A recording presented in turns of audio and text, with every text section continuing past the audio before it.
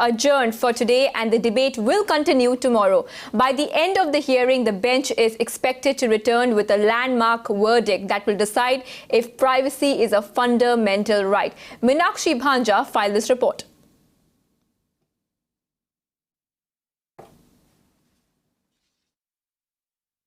This was a very crucial hearing which panned out for the entire day, where we saw a lot of submissions from the former Solicitor General Gopal Subramaniam, who was arguing as to how this right to privacy was an inalienable right which already lay embedded in the right to equality and the right to expression of thought and the right to live life with dignity. So these were the main focuses of the arguments today, and how the Constitution of India already contained the right to privacy embedded in the holy trinity of the articles which guaranteed freedom to its citizens. Furthermore, what was interesting is the submission that how the Constitution is a living document and it is subject to change, it's subject to evolution as time goes by, and therefore the state is duty bound to provide a lot of benefits and protection to the citizens. There were some interjections from the bench when they wanted to perhaps understand towards the closing of the work day today, when they said if the right to privacy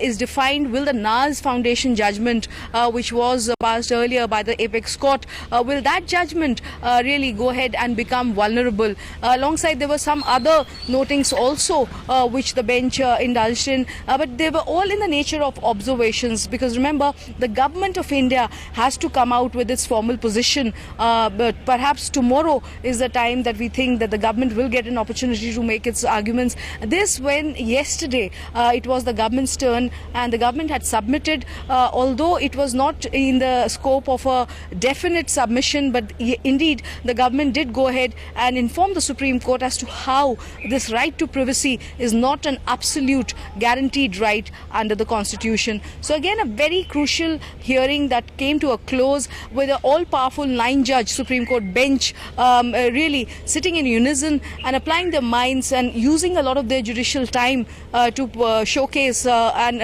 understand and examine all these layers to this complex debate. And again, tomorrow is a crucial hearing which is slated before the Apex Court 9-judge bench, when we can expect something significant when the government of India is at hand to make its formal submissions on this particular aspect of right to privacy, which again will be invariably intertwined with the larger question of Aadhaar card. In fact, Mirror now spoke to senior advocate Mukul Rohtagi. Let's listen in. Aadhaar was really a mechanism to root out corruption.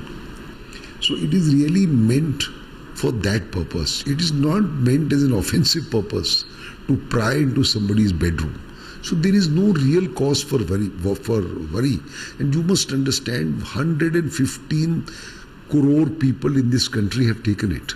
I mean, people don't take it just because it's available. People, even the poor people, even uneducated people in this country have always exercised franchise for the last 50 years in a very mature fashion. Nobody can say that this country people are not mature. So mature people have accepted Aadhaar, they've taken Aadhaar, they are using it as a form of primary identity, because you have to understand, Aadhaar is based on biometrics, right? So if biometrics are given, one can check whether the Aadhaar belongs to you or not. Yeah. But if you have any other identity card, I can put your photograph and enter in an airport, because the sentry at the airport only looks at a card, no?